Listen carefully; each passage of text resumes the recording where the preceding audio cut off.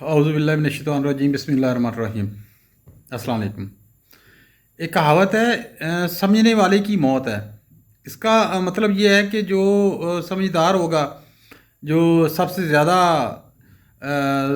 گھر میں اچھا ہوگا، معاملات کو سمجھنے والا ہوگا، دیکھنے والا ہوگا، تو اس کے لیے مشکلات پریشانیاں زیادہ آتی ہیں، کیونکہ وہ زیادہ سمجھدار ہوتا ہے۔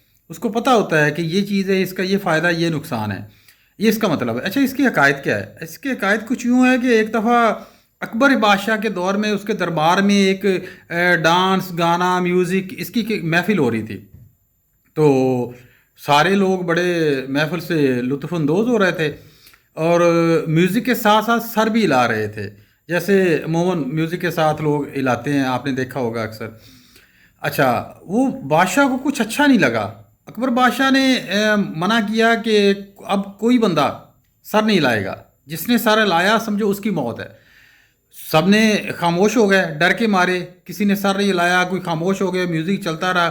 اچھا، اس میوزک کے اندر ایک بہت ہی زیادہ میوزک کو سمجھنے والا ایک آدمی بیٹھا ہوا تھا، بہت ہی زیادہ جسے کہتے ہیں کہ ڈانس گانا کی محفل کو اس کے ریلیٹڈ ایک آدمی بیٹھا ہوا تھا جو یہ سمجھتا تھا، یہ جو علم ڈانس گانے کا، میوزک کا، یا سارنگی کا، یا طبلے کا، پرانے دور میں جیسے بھی ہوتے ہیں، وہ بیٹھا ہوا تھا۔ اس سے رہا نہیں گیا۔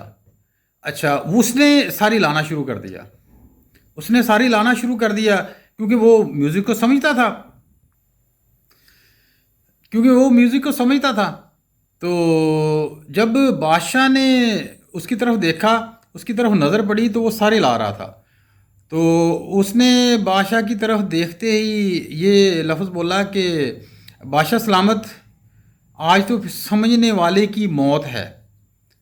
اس کا مطلب یہ ہے کہ جو زیادہ سمجھدار ہے تو اس کے لیے پریشانیاں، الجھنیں، تکلیفیں ہمیشہ سے زیادہ آتی ہیں۔ یہ عموماً ہم گھروں میں بھی دیکھتے ہیں، معاشرے میں بھی دیکھتے ہیں۔ یہ ہم اس کے ایک اور بھی مثال ہے، اس کے ساتھ ایک کہاوت ہے کہ اس کو چھٹی نہ ملی جس نے سبق یاد کیا۔